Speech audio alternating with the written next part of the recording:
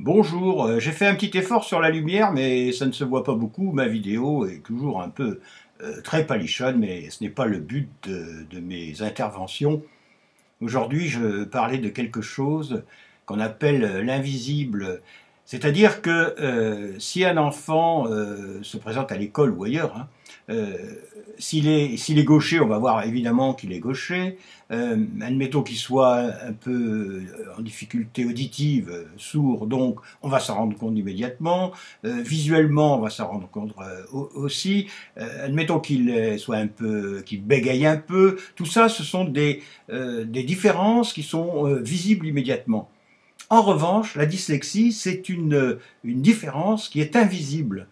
Et alors, c'est catastrophique pour un enfant, parce que, pour un adulte aussi, mais bon, c'est plus tardif, mais pour un enfant, c'est primordial. Pourquoi? Parce que imaginez-le dans une classe, il est à l'école, il est en CM1, CM2, il a d'énormes difficultés, et on se dit, ben, il est feignant ou il est idiot, vous voyez, il ne fait pas d'efforts, etc. Parce que cette différence, elle est invisible.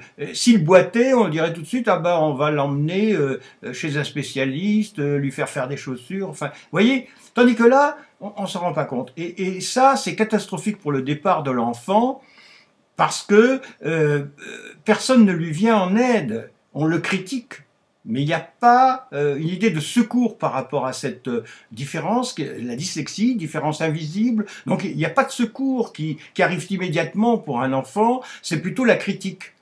C'est très important de prendre ça en considération, parce que, voyez déjà, il a un handicap, je n'aime pas ce mot, mais prenons-le, il a un handicap invisible, et en plus, on va encore l'handicaper davantage, parce qu'on va avoir toujours, son environnement va avoir un regard critique sur lui. Donc voilà une question à bien étudier, à bien y penser, à être très sensible.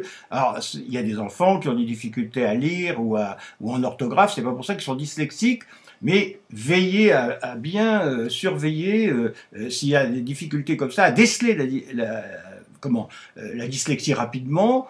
Pourquoi? Parce que ça évitera ben, des années de visite chez le psy peut-être plus tard. Voilà, c'était attention à ce qu'on appelle cette différence invisible